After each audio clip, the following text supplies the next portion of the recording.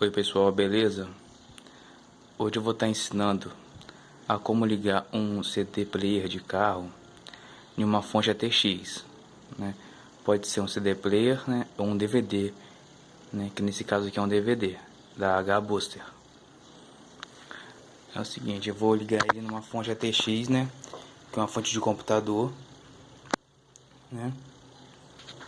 Para isso, você tem que vir aqui na fonte, ó, e cortar, separar os fios, ó, pretos e amarelo. Cortar todos os fios pretos e amarelos que tem aqui, que sai da fonte, né? Sai de lá.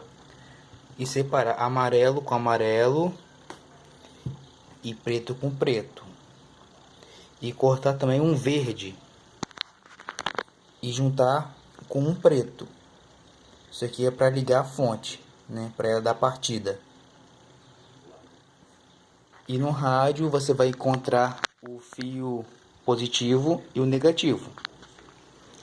Na maioria dos rádios, né, o positivo é o vermelho e o amarelo, que está aqui. Vermelho e amarelo. Agora, por que eles estão juntos, unidos? Por quê? O amarelo é o positivo direto, né, que liga na bateria. E o vermelho é o fio que passa pela ignição, né, pelo contato da chave.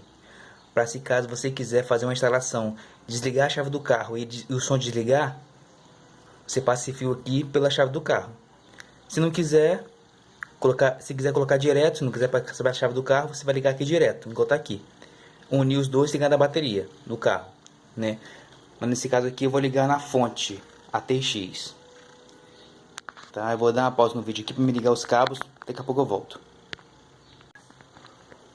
Pronto, já liguei os cabos. Ó, amarelo, positivo, né?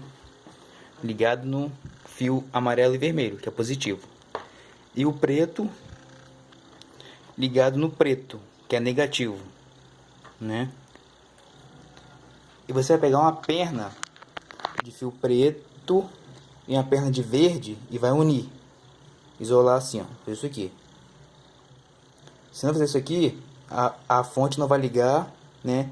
E o rádio também não vai ligar, consequentemente. Agora eu vou ligar aqui na tomada, ó, só pra você ver aqui, o rádio não tá ligando, ó, não liga, tá vendo? Eu vou ligar a fonte na tomada.